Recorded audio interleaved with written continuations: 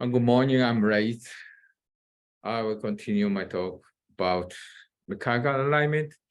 That yesterday, day before yesterday, I discontinued my talk at the restriction mechanical kinematic alignment. In a restriction kinematic alignment, preoperatively we decide the boundary, the limit of angulation, regarding as arithmetic HKA, that is calculate with PA-TKA minus LDFA and LDFA and PA-TKA. So normally the boundary is around 3 degrees, less than 3 degrees, or 5 degrees. Anyway, using the existing restriction system, in Japan, the most patients, around 80% patient requires a restriction. So as long as you are willing to use the restriction protocol, we need to consider about the restriction in most patients. Fortunately, so far, there is no other way to use computer-aided devices, CAS, such as PSI, navigation, robots. So this is my challenge to perform the restriction without CAS. So using the conventional instruments. So this is the one restriction protocol. If I incline the tibial cutting guide, the rod not exceed to the lateral malleolus. So the medial slope angle is limited up to around 5.5 or 6 degrees in most patients. So this is the result of our small experience. This is a distribution of preoperative MBTA. After the surgery using my restriction protocol in most patients is fell into safe range that is considered to be the less than 5 degrees. In around 80% is fall into within the safe range. But my next challenge is the femur side.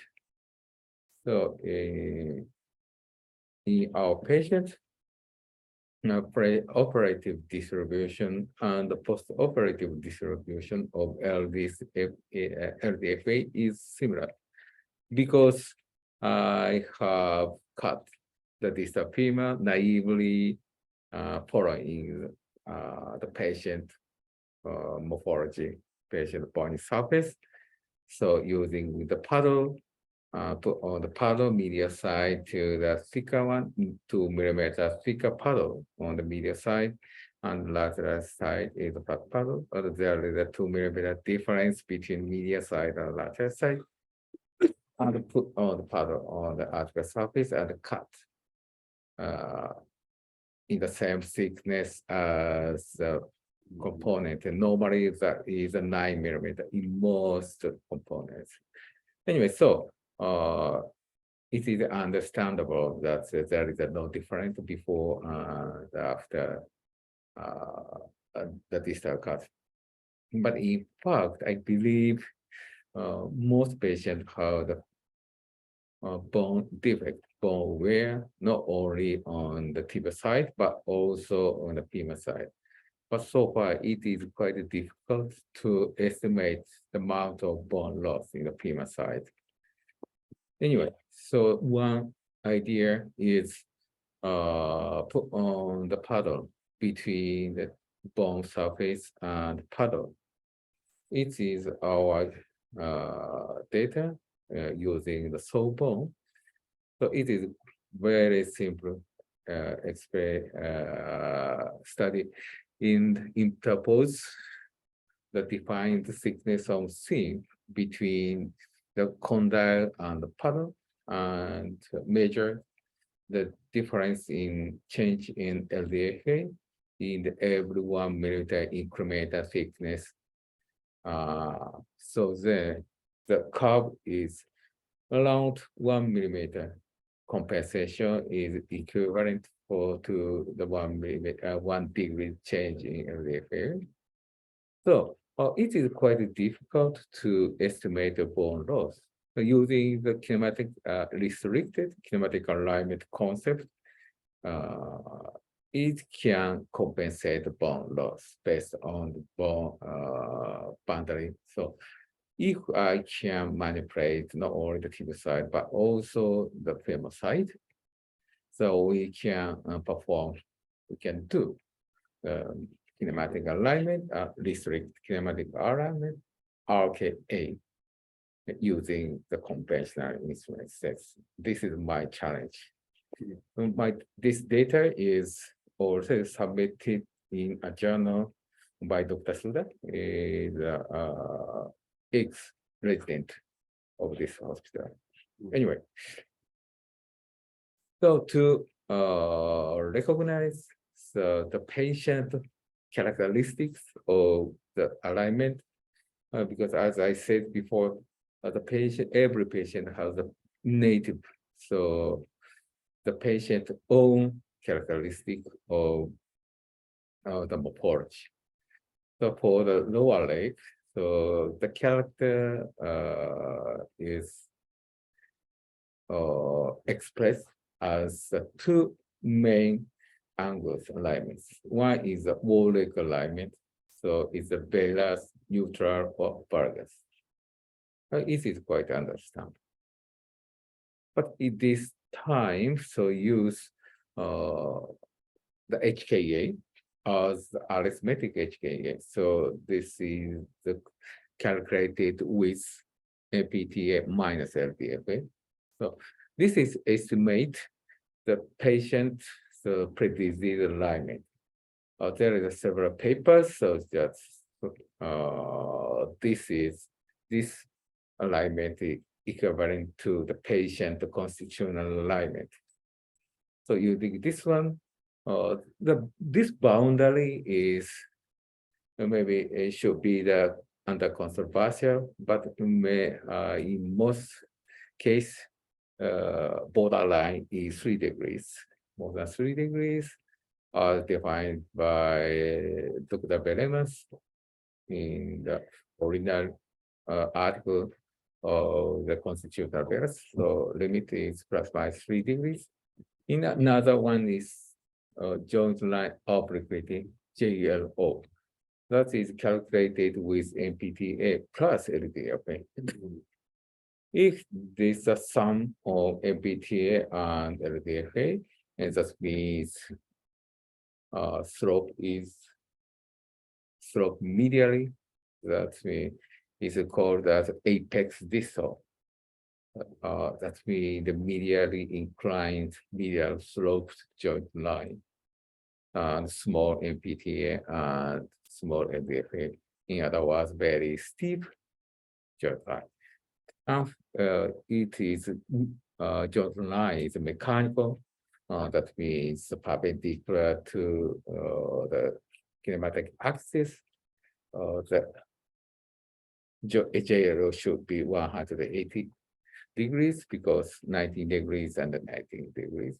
That is the mechanical. And other way, so MPTA and LDFA is over 180 degrees. That is laterally sloped joint line. That is say called apex proximal.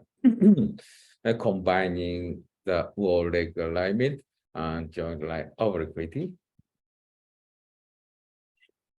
There are the 9 categories. Group 1, apex distal and Velas, and 2, 3, 4, 5, 6, 7, 8, 9. So by the combination of arithmetic HKA and JLO. In the Western people, the distribution is spread through 1 to 6.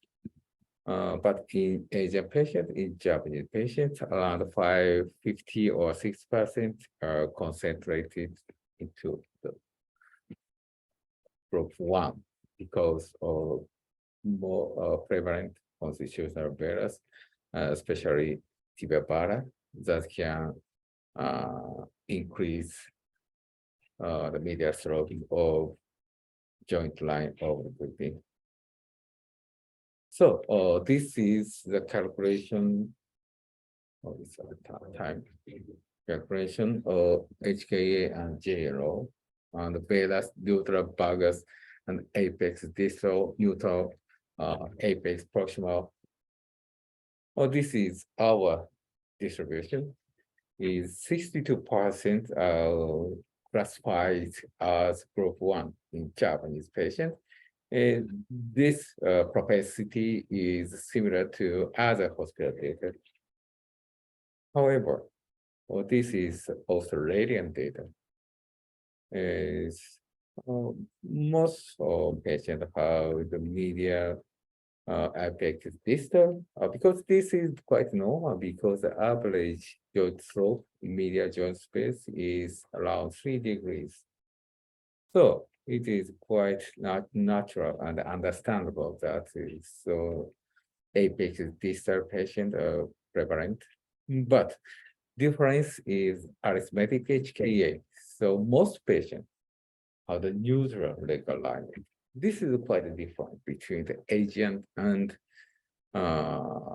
Western people. So in Western people, around 50%, around half patients have the neutral leg alignment, but more than 80% patient, Japanese patient has the Vedas alignment. This is quite different. So strategy or the kinematic alignment should be changed, should be different between the Western data and the Asian data. But so far, there is no lack of evidence from the Asian countries. So now we should establish our standard procedure. This is the normal population. This is the OA population. Even after the osteoarthritis, this propensity is quite similar. Even after the osteoarthritis, the arithmetic HK, the more than half patient fall into this neutral range. It is quite different. After the mechanical kinematic alignment, this is corrected to the neutral position. Theoretically, if we cut naively following the joint line, this distribution should be similar after the kinematic alignment of the neoplasty because just cut to the parallel to the joint line. But I have used restricted kinematic alignment, both mechanically and robotically. So this distribution is moved slightly natural direction in both arithmetic and HK and joint line overfitting. But after the kinematic alignment, even they have the restriction, the distribution is similar. Oh, this is a complete difference. So you can easily understand this situation of kinematic alignment is quite different between the Asian patient and the Western patient. So far, there are a lot of papers from the Western countries, but very, very rare from the Asian countries. So again, we should establish the data from the Asian countries. Okay, thank you. I will continue my talk in the next week. See See you. Bye bye.